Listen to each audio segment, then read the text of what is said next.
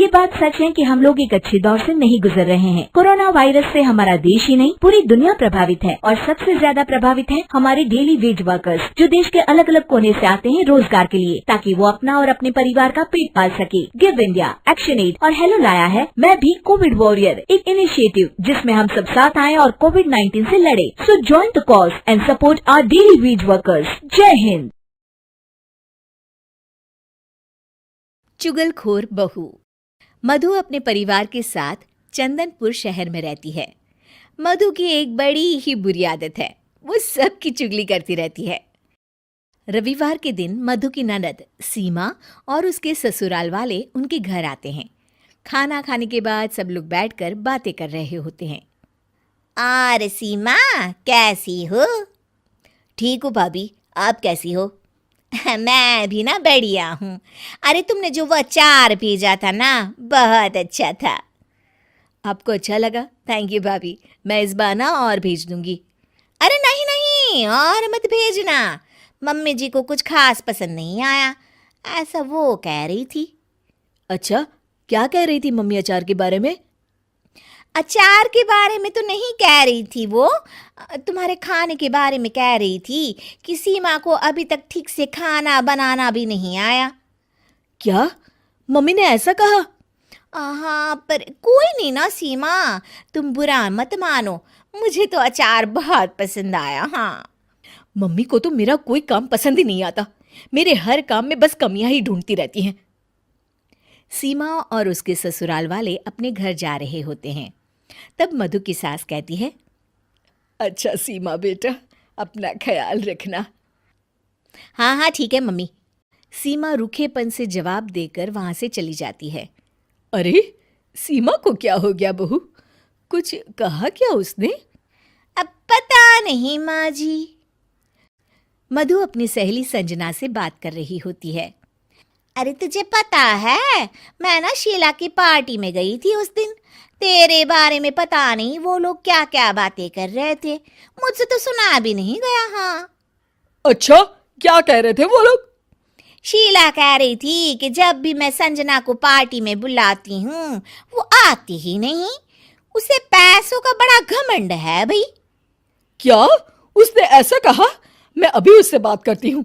अरे छोड़ ना, उसकी बात ही नहीं करनी हमें, छोड़, चल छोड़। मधु अपनी सहेली से बात कर रही होती है, तभी उसका पति सचिन आ जाता है। अच्छा संजना, मैं ना तुमसे बाद में बात करती हूँ, ठीक है? मधु इधर आओ। क्या हुआ जी? अरे पता नहीं क्या हो गया है, सीमा माँ से बात ही नहीं कर रही। तुमसे कुछ कहा था क्या उसने? नहीं तो जी, उसने तो कुछ नहीं कहा मुझे। पर क्या मधु, बताओ मुझे। जब ना हम सब बाहर बैठे थे तो मधु की सास मुझसे आकर बोली कि अब तुम लोग भी एसी खरीद लो, गर्मी बहुत लगती है यहाँ आकर। क्या उन्होंने ऐसा कहा? हाँ जी, ऐसा कहा। अब मधु के घर वाले ना हमेशा ही हमें नीचा दिखाते रहते हैं।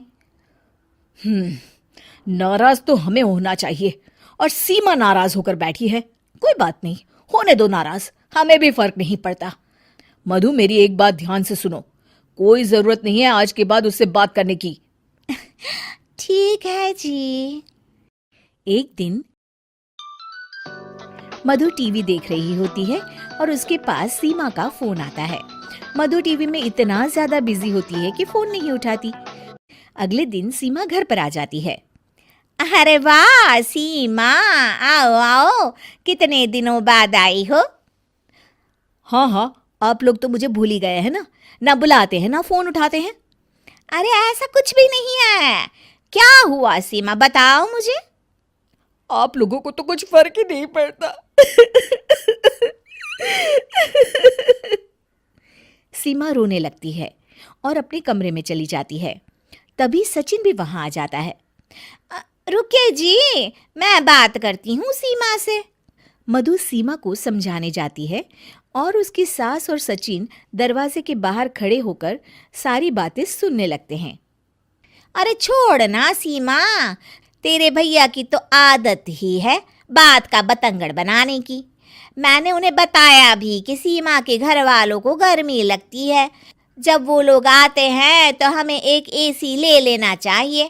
तो उसमें भड़क गए, कहने लगे उन्हें अपनी अमीरी पर बड़ा घमंड है। मधु की सास और सचिन ये सब सुनकर चौंक जाते हैं कि मधु ये सब क्या बोल रही है। शायद मेरी ही गलती है, मुझे यहाँ आना ही नहीं चाहिए था भाभी। अरे नहीं नहीं मधु, तू क्यों नहीं आएगी? ये घर तेरा भी तो है ना। माना कि मम्मी जी तेरे हर काम में कमी निकालती रहती हैं, पर तभी अचानक सचिन और उसकी सास कमरे में आ जाते हैं और मधु उन्हें देखकर चौंक जाती है। मम्मी जी, मैं ना सीमा को बस समझा रही थी कि वो कहीं ना जाए। समझा रही थी या भड़का रही थी? हाँ, तुम इतनी बड़ी चुगलखोर हो मधु, हर किसी की बुराई करती हो, सबके बारे में झूठ बोलती हो ताकि हमारे बीच झगड़ा हो। मुझे नहीं पता था कि मेरे सामने तुम्हारा ऐसा रूप भी आएगा। मुझे माफ कर दीजिए जी। आपने मुझसे भी झूठ बोला भाभी। उन तीनों के सामने मधु की पोल खुल जाती है और वो सर झुकाए खड़ी रहती है। लेकिन अब कर भी क्या सकती है?